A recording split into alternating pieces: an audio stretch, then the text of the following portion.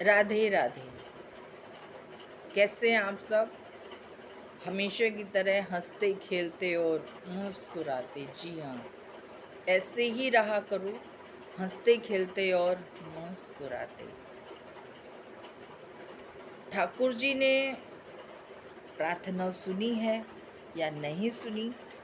आइए चलते हैं अगले प्रसंग की ओर, जहाँ पर नरसिंह जी ठाकुर जी के सामने रो रहे हैं कि कल मैं अपना भोज कैसे कराऊंगा। और इधर ये चारों इन दोनों सेठों को नरसिंह जी के घर भेज देते हैं कि भगवान के नाम का काम बोलोगे तो ही वो काम करेगा, वरना नहीं करेगा।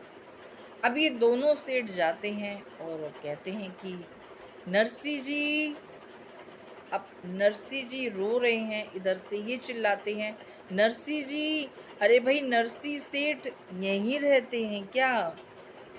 अब वो नरसिंह जी उठकर आते हैं और कहते हैं, जी मैं नरसिंह तो हूँ पर सेठ नहीं हूँ। अब दोनों सेठ नरसिंह जी को देखकर हंसने लगते हैं। कहते हैं, हाँ हाँ हमें पता है आप नरसिंह जी हो, नरसिंह सेठ नहीं हो। हम सब जानते हैं। आप घबराओ मत, हम नरसिंह जी को नरसिंह सेठ कहेंगे। आप सेठ तो हो ही नहीं। बोले वही तो मैं भी कह रहा हूँ कि मैं सेठ नहीं हूँ, मैं केवल नरसिंह हूँ। बोले नरसिंह जी, आप कितना अच्छा मजाक कर लेते हो। बोले मैं मजाक नहीं कर रहा, मैं कोई सेठ नहीं हूँ, तुम्हें किसी ने गलत बताया। बोले गलत नहीं है, बिल्कुल सही बताया है। देखो नरसिंह जी, आप हमें 700 रुपये की हुंडी लिख दो। हम द्वारका जा रहे हैं द्वारकाधीश के दर्शन करने के लिए, और फिर वहीं भगवान के नाम लेंगे। कोई काम है भगवान के नाम से, आप हमारी इतनी तो मदद कर सकते हो ना। नरसिंह जी ने कहा, देखो सेठ, मेरे पास धन नहीं है, और जब मेरे पास धन नहीं है तो मैं सेठ भी नहीं हूँ। कहाँ से आपको मैं सेठ लग रहा हूँ?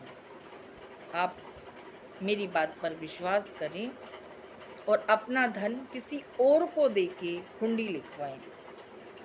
दोनों सेठों ने कहा कि नरसिंह जी,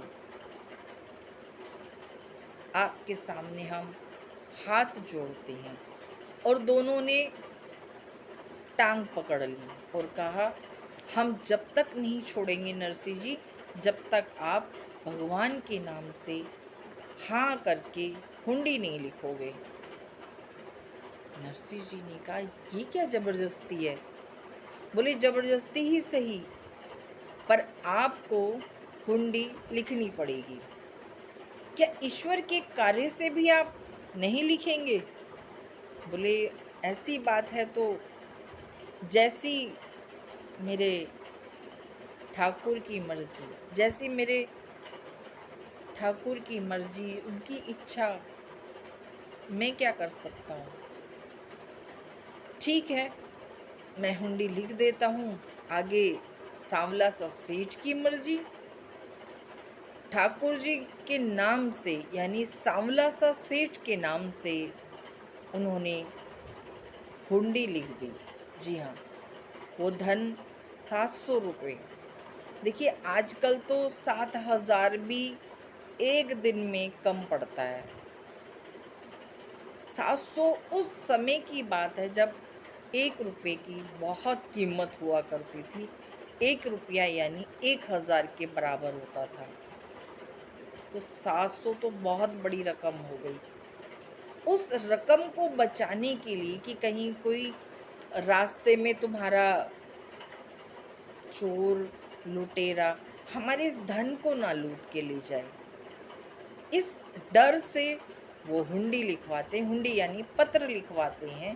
हुंडी का मतलब होता है कि हम नरसिंह जी को नगद देंगे, और जब हम द्वारकाधीश पहुंचेंगे तो वहाँ हमें यही पैसा, जो नरसिंह जी के जानने वाले हैं, उनको ही हम पत्र देंगे। और इस पत्र को देखकर पढ़कर वो हमें 700 रुपये नगद दे देंगे। यानी धन सुरक्षित है, यहाँ दिया वहाँ लिया। अब इस बात को नरसिंह जी ठाकुर जी की इच्छा समझकर 700 रुपये लेके ठाकुर जी के चरणों में लगा देते हैं और कहते हैं, प्रभु जैसी आपकी इच्छा। जी हाँ, ठाकुर जी की इच्छा